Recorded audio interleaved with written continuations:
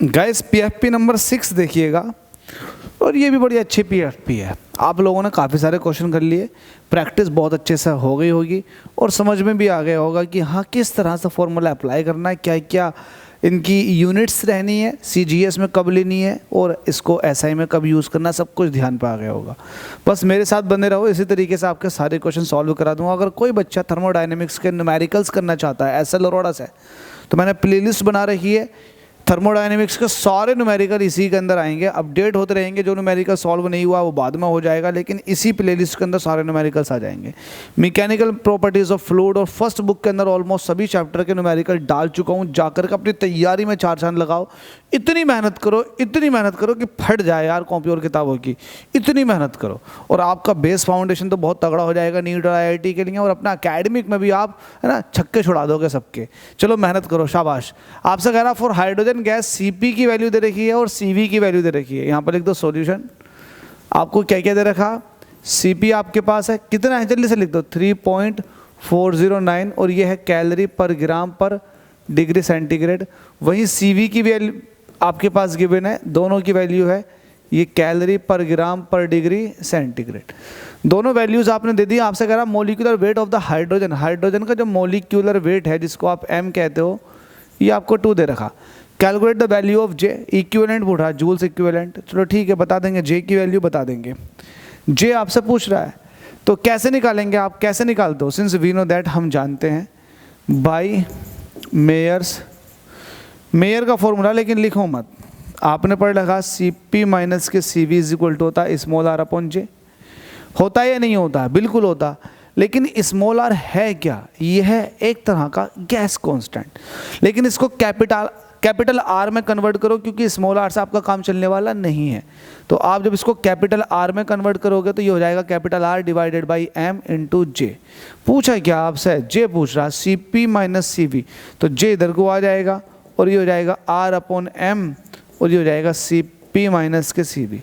बस सॉल्व कर लो और आंसर पा लो। R की वैल्यू कितनी होती है, 83 8.312, यही तो होती है 8.312, लेकिन होती है इस टाइम ये जूल में होती है, ये होती है जूल पर ग्राम पर डिग्री केल्विन में। ये 8.312, आप m की वैल्यू रखोगे 2, लेकिन इसको ख़त्म करने के लिए जे तो होता है ना, हाँ तो जे ही तो पूछ रहा आपसे। ठीक है, Cp माइनस Cv की वैल्यू, Cp की वैल्यू कितनी है, Cp की वैल्यू कितनी है 3.409 माइनस, और Cv की वैल्यू कितनी है 2.409।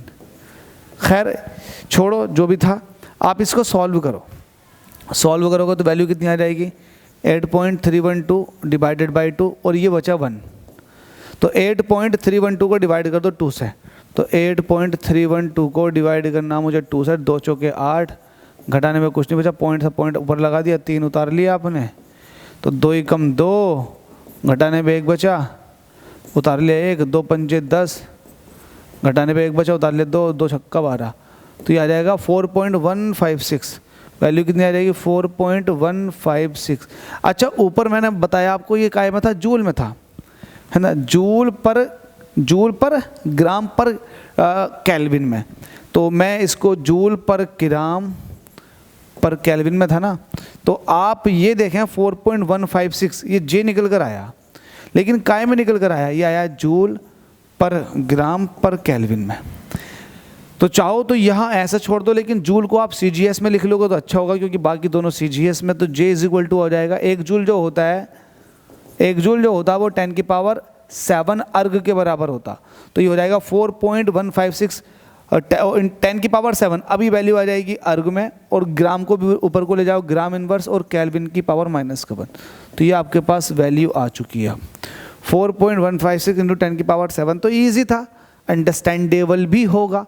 अगर नहीं आया समझ में तो जाकर सालों चुल्लू भर पानी में जो जाकर डूब कर हो रहा है। इतने सारे क्वेश्चन करा दिए और आप कह रहे समझ में नहीं आया, तो मुझे नहीं आता समझ में क्यों नहीं आया आप लोगों के, मुझे नहीं पता। मैंने अपना करा दिया और मैंने मेहनत से कराया, चीज़ों को बारीकी से कराया। अब आप लोगों की समझने की एबिलिटी होनी चाहिए। देखो बहुत सारे टीचर्स ऐसे होते हैं जो न्यूमेरिकल नहीं कराते, यहाँ आपको मिलना है फ्री ऑफ कॉस्ट, तो यार एंजॉय लो दिल से।